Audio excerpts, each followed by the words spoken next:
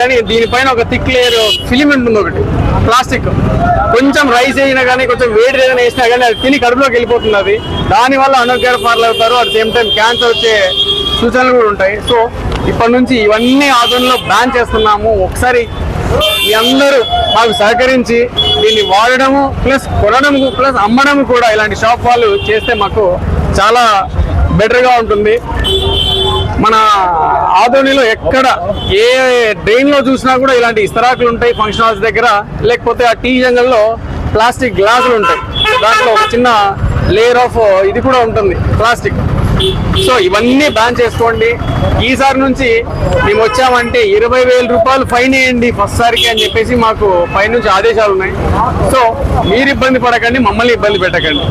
Thank you అండి. Municipal health officer doctor Sandeep Kumar. ఈ వ్యాపారస్తులకి మీరు ఒకసారి అవగాహన సదస్సు ఏర్పాటు చేయొచ్చు కదా? చేస్తామండి. అందరికీ నమస్కారం. నేను మీ రిపోర్టర్ ఇమ్రాన్. మీరు చూస్తున్నది కెట్టా టీవీ ఛానల్.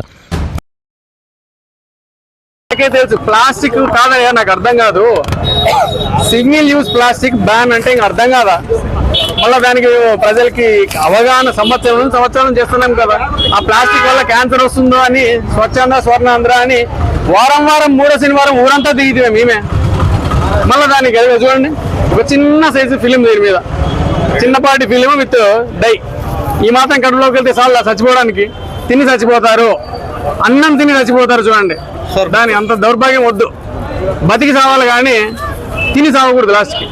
సార్ ఇంకోటి, ఇప్పటి వరకు రేట్లు చేస్తున్నారు సార్, ఆదాయం మున్సిపాలిటీకి ఎంత ఆదాయం వచ్చింది ఇప్పటి వరకు?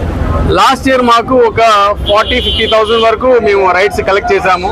ప్లస్ పెద్ద పెనాల్టీస్ వేసాము. But different violations, only single use plastic మీద రైట్ చేసింది సమ్వేర్ అరౌండ్ 40,000-50,000 వరకు ఉన్నట్టుంది.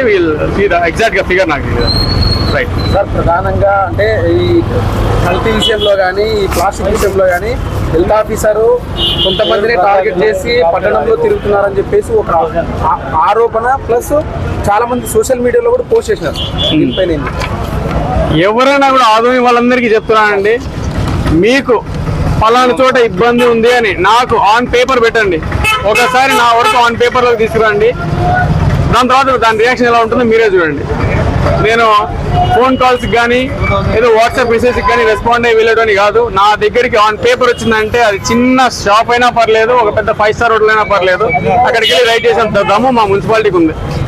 మేము చేయగలం.